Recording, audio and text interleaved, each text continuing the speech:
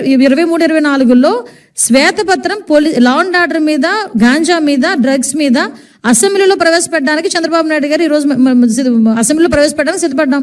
నీకు దమ్ముంటే ఇక్కడే ఆటవిక పరిపాలన జరిగిపోతుంది, ఇలా జరిగిపోతుంది, అలా జరిగిపోతుంది అని నువ్వు అనుకునుంటే, నిజంగా నీ మనసాక్షికి నువ్వు అనుకునుంటే దమ్ముంటే అసెంబ్లీకి రా, అసెంబ్లీలో మాట్లాడేసుకుందాం. నువ్వు వెళ్ళి ఆ రోజు వెళ్ళి అసెంబ్లీ అయిపోయిన తర్వాత కూడా ఢిల్లీకి వెళ్ళొచ్చు. అసెంబ్లీ పీరియడ్ లోనే ఢిల్లీకి వెళ్లాల్సిన అవసరం ఏం లేదు కదా.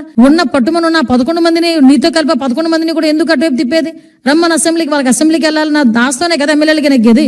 రమ్మని అసెంబ్లీకి, కూర్చోండి అసెంబ్లీలో. చంద్రబాబు నాయుడు గారు చెప్తారు, అందులో ఒకటి అబద్ధం అని గానీ, ఒకటి నిజం లేదని గానీ, ఏదైనా ఒకటి చెప్పమనండి దమ్ముంటే. నేను ఛాలెంజ్ విసురుతున్నా, రా అసెంబ్లీకి రా నీకు దమ్ముంటే. ఈ రోజు నీ మీద నువ్వు ఇన్ని అబద్ధాలు మాట్లాడుతుంటే నేను ఒకటే అడుగుతున్నా, అక్కడ జగన్మోహన్ రెడ్డి అవనియండి, వేరేవాడు ఎవడైనా అవనియండి, గవర్నమెంట్ మీద తప్పుడు ఆరోపణలు చేస్తే కేసులు పెట్టడానికి కూడా వెనుకాడం, చట్టపరమైన చర్యలు తీసుకోవడానికి కూడా ఎట్టి పరిస్థితులను వెనుకాడం.